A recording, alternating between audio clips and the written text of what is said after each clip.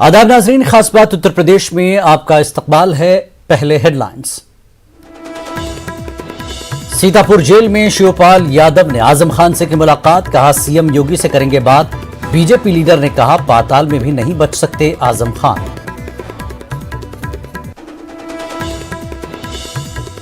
इलाहाबाद में जहांगीरपुरी तशद्दुद के खिलाफ माएबाजू की सियासी जमातों का एहतजाजी मार्च। जहांगीरपुरी तशद्दुद के लिए मरकजी हुकूमत को ठहराया जिम्मेदार। बेरोजगारी और फरका परस्ती के खिलाफ लोगों से सड़कों पर उतरने की अपील की।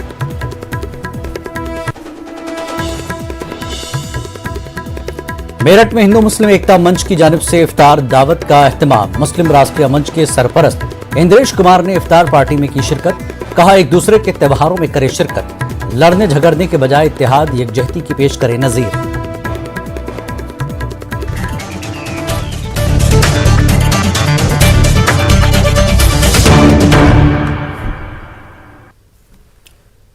अखिलेश यादव के चचा शिवपाल यादव ने कहा कि समाजवादी पार्टी ने आजम खान के लिए कुछ नहीं किया।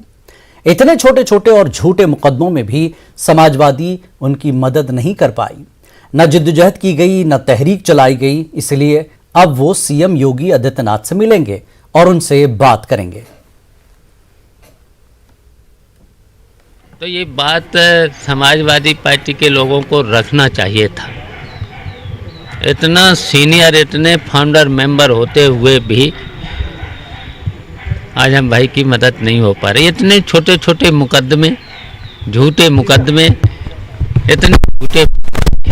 अब केवल एक मुकदमा बचा है, एक मुकदमा बचा है केवल। 6 महीना हो गई, बहस हो गई, सब कुछ हो गई, सब हो गई है। देखिए, अब हम तो साथ हैं ही, आजम भाई के साथ हैं, आजम हमारे साथ हैं, हम उनके साथ हैं। ऐसा तो कोई सवाल है नहीं। अभी पहले जेल से बाहर आने दो, और फिर ये सब फैसले उचित समय जब आएगा तब आपको पता लग जाएगा क्या फैसला लेंगे, क्या नहीं लेंगे। इतनी जल्दी आप लोगों को ज़्यादा जल्दी है। देखिए, वही तो मैंने अभी कहा, आपसे कहा है, आजम भाई के प्रति समाजवादी पार्टी को संघर्ष करना चाहिए था, आंदोलन करना चाहिए था। नेताजी की अगुवाई में लोकसभा में भी, जबकि आजम भाई लोकसभा के सदस्य भी थे, तो ये बात रखनी चाहिए था। तो ये तो दुर्भाग्य है, हम लोगों का दुर्भाग्य है, सभी समाजवादियों का दुर्भाग्य है। इसी की पहचान थी समाजवादी की। ये तो समय बताएगा, समय का इंतज़ार करिए, समय बताएगा, और जब उचित तब बातें सामने आ जाएंगी, सब बातें आपको बता दी जाएंगी। देखिए, यहाँ के बाद जाने के बाद हम मुख्यमंत्री से भी समय लेंगे और मुख्यमंत्री से भी आजम भाई की बात को रखेंगे। मुख्यमंत्री संत हृदय अगर है तो इस पर जरूर विचार करेंगे और आजम भाई की सभी बातों को हम मुख्यमंत्री जी के सामने रखेंगे। बीजेपी लीडर आकाश सक्सेना ने कहा कि आजम खान से चुन चुनकर बदला लिया जाएगा, उन्हें पाताल तक नहीं छोड़ेंगे। शिवपाल हो, अखिलेश या कोई और, आजम खान को कोई नहीं बचा पाएगा। शिवपाल यादव हो, जयंत चौधरी हो या कोई भी हो, एक बात ये बिल्कुल साफ है कि ये आकाश आजम को पाताल तक नहीं छोड़ेगा। जितने भी जो उन्होंने जितने कृत्य किए हैं आजम ने, उसका एक एक का बदला लिया जाएगा। जो गरीबों पर, रामपुर के दलितों पर, रामपुर के मुसलमानों पर जो जुल्म हुए, उसका चुन चुन के बदला लिया जाएगा। ये आकाश आजम को पाताल तक नहीं छोड़ेगा। अपराधियों की मदद नहीं की जाती है, मिलना उनका अधिकार है, वो मिले, लेकिन मदद करना या ना करना ये महाराज जी का अपना सोचना है। लेकिन मुझे नहीं लगता अपराधियों के प्रति किसी के लिए भी दिल में कोई ऐसी भावना हो आगे। समाजवादी पार्टी की इत्तेहादी पार्टी महान दल लीडर केशव देव मौर्य ने शिवपाल यादव को निशाना बनाया। उन्होंने कहा कि शिवपाल यादव बीजेपी और आरएसएस के राब्ते में हैं। उन्होंने कहा कि वो खुद अखिलेश के साथ चट्टान की तरह खड़े हैं।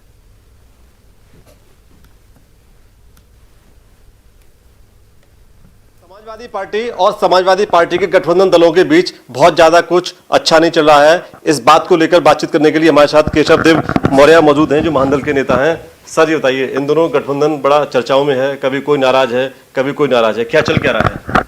मैं नहीं नाराज हूँ।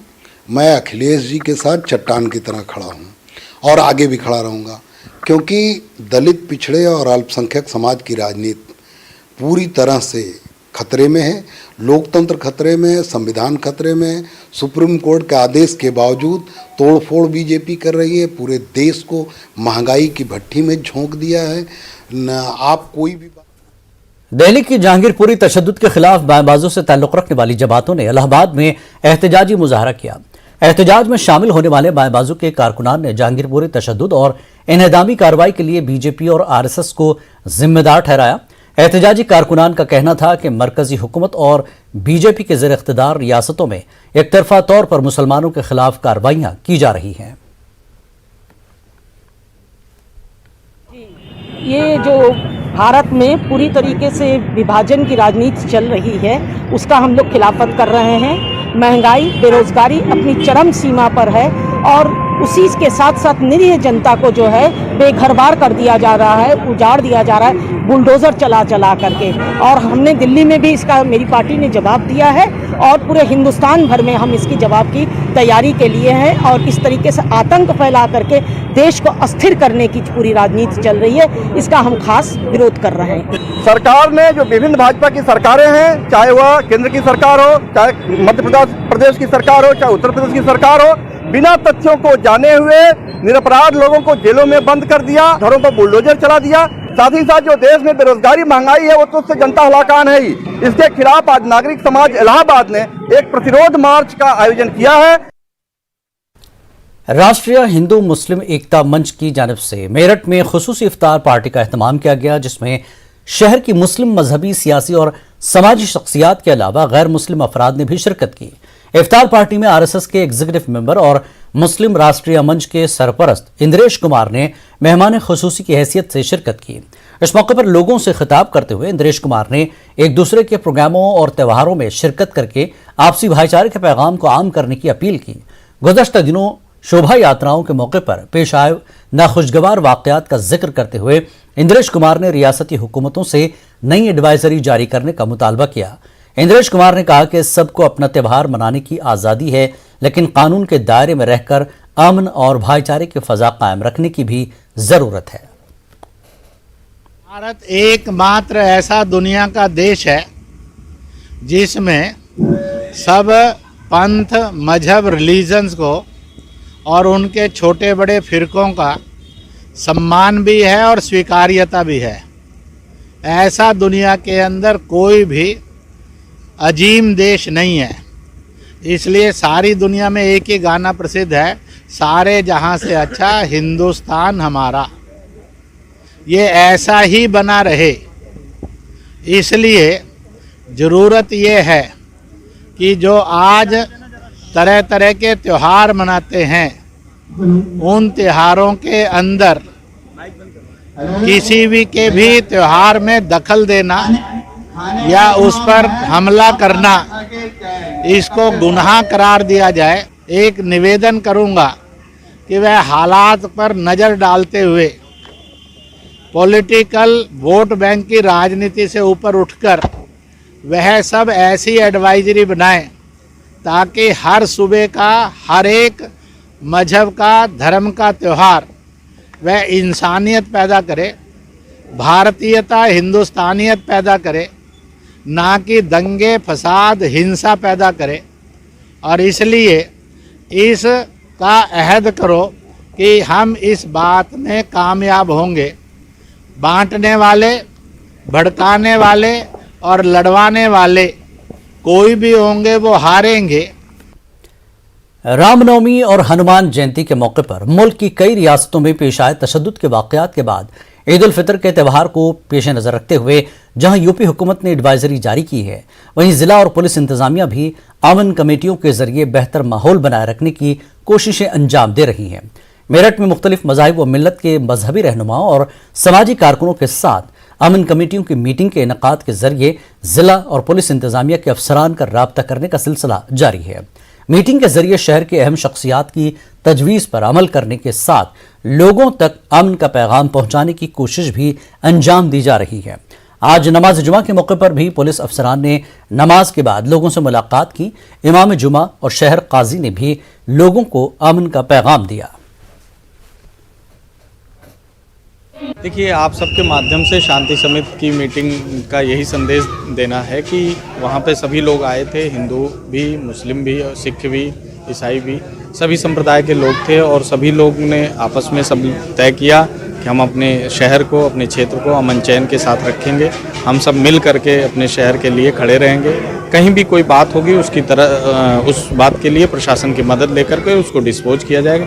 किसी भी तरह की अफवाहों पे ध्यान ना दें, प्रशासन से ज़रूर बात करें। यदि कोई बात कहीं से गलत आती भी है तो उसके लिए प्रशासन से एक बार पुष्टि ज़रूर करा लें। हमारे मेरठ में हिंदू और मुसलमान और प्रशासन के लोग एक साथ जमा हुए और ये बात पर गौर किया गया कि हमारा जो त्यौहार है और हमारे जो रमज़ान मुबारक के दिन गुजर रहे हैं ये कैसे गुजारे जाएं। बड़ी खुशी की बात है कि तमाम मज़हब के लोगों ने, हिंदू हों, मुसलमान हों, सिख हों और दूसरे मज़हब के लोग, सब ने इस बात का अहद किया कि हम मिलजुल कर यहाँ इस शहर के अंदर त्यौहार मनाएंगे। नोएडा में इमाम हजरत अली की शहादत के मौके पर मजालिस और अज़ादारी की गई। नोएडा सेक्टर 50 में वाक़े इमाम बारगाह में मौलाए कायनात के सैकड़ों अज़ादारों ने हाजिरी दी और इमाम मौला अली अलैहिस्सलाम की शहादत को याद किया। देखिए ये रिपोर्ट।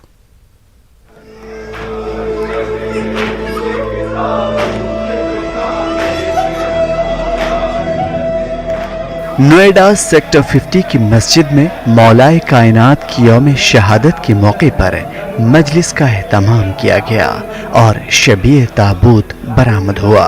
मौलाए कायनात हजरत अली का गम मनाने वाले उनको याद कर रहे हैं, उनके पैगाम को याद कर रहे हैं। हजरत अली की शहादत, उनका अपना जो कैरेक्टर था, जो उन्होंने गवर्नेंस मॉडल दुनिया को दिया, उसी रोल मॉडल को अपनी ज़िंदगी में अपनाया। जो सबसे सिंपल सादा खाना होता था वो खाते थे। उनको अपने प्रजा जिसको कहते हैं उसके ख्याल बहुत ज़्यादा था। हज़रत अली की अलैहिस्सलाम की शहादत से सबसे बड़ा पैगाम तो यही है कि उनकी जो शहादत हुई है वो खुदा की इबादत करते हुई और मस्जिद में हुई है। और उनके बारे में हम आप सबको बता दें कि हज़रत अली पैदा भी खाना काबा में हुए थे, जिसे हम खुदा का घर कहा जाता है, और उनकी शहादत भी जो है वो मस्जिद में हुई है। शेर यज़दां हजरत अली की शहादत के बाद दीन खुदा की राह में कांटे बिछाए जाने लगे थे। उन घरों में अंधेरा और मायूसी छा गई थी जिनमें मौलाए कायनात रात के अंधेरों में खाना पहुंचाया करते थे। हजरत अली का जिक्र करते हुए अकीदतमंद उनकी जिंदगी और तालीम से रोशनी हासिल करते हैं। मौला अली की पूरी ज़िंदगी अपने ह्यूमैनिटी के लिए उन्होंने काम किया है। उन्होंने पूरी ज़िंदगी लोगों की मदद की है, यतीम बच्चों के लिए काम किया है पूरी ज़िंदगी। और उनकी शहादत भी हुई है रमज़ान के दिन में। उनके सर पे ज़रबत लगी थी और उनको शहीद किया गया। जब उनको शहीद भी कर दिया गया था तो उसके बाद भी जब उनके कातिल को पकड़ के उनके सामने लाया गया तो उस कातिल को भी मौला अली ने बिल्कुल अपने लिए वही शरबत, वही शीर मंगवाया जो उनके लिए लाया गया था। क्योंकि वो इंसान तो पूरी दुनिया के लिए, पूरी कायनात के लिए रहम ही है। इस्लाम के लिए अपने आप को कुर्बान किया। उन्होंने कूफे में जितने भी यतीम बच्चे थे उन्होंने सभी यतीमों से ये कह दिया था कि तुमसे कोई भी पूछे तुम्हारे बाप का नाम तो आप मेरा नाम बताएंगे। सारी ज़िंदगी उन्होंने अपनी यतीम बच्चों के लिए और सभी कूफे के लोगों के लिए जी, जिसमें कि वो बहुत रहम दिल थे। उन्होंने अपने कातिल के साथ भी रहम दिखाया। मजलिस और मातम में ख़वातीन ने भी शिरकत की और उनके बताए रास्ते पर चलने की बात कही। तो वो चाहते थे कि हर एक शिक्षित हो, क्यों कि रसूलुल्लाह ने उनके बारे में कहा था कि अना मईतुल इल्म वलियुन बाबुआ, अली दरवाज़ा है उस इल्म का जिसका कि मैं शहर हूँ।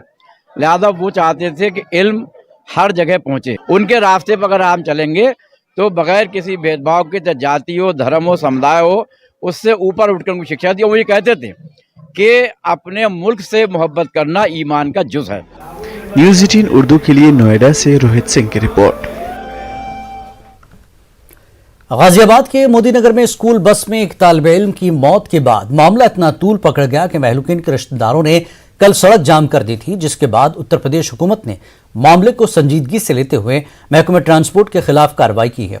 बताया जा रहा है कि जिस स्कूल बस में हादसा हुआ वो 2019 से अनफिट थी। बस का फिटनेस टेस्ट नहीं करा गया था, लेकिन इसके बावजूद भी वो सड़कों पर चल रही थी। अब ऐसे में उत्तर प्रदेश हुकूमत ने गाजियाबाद के 2 ARTO की मौत तल कर दिया है।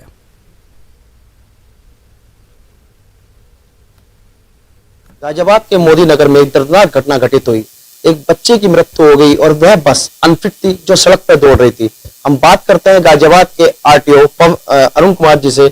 सर, किस तरह कार्रवाई की जा रही है RTO विभाग के द्वारा जो तमाम बसें स्कूलों की जो चलती है, और उनकी फिटनेस किस तरह बरकरार है, जो लगातार क्या प्रयास किया जा रहा है? देखिए, मोदी नगर की जो हृदय विदारक दुर्घटना है, इसके लिए हम सभी लोग बहुत ही दुखद घटना है। हमारा ये है कि 2 साल से कोरोना के कारण स्कूल संचालित नहीं हुए, जिसके कारण बड़ी संख्या में तकरीबन 750 स्कूल बसों की फिटनेस समाप्त है। हम लोग लगातार इन लोगों को पिछले 3 महीने से नोटिस दे रहे थे और उनसे कह रहे थे कि इन फिटनेस आप कराइए, अपने परमिट सही कराइए। हमारा खबरों का सिलसिला जारी रहेगा एक ब्रेक के बाद।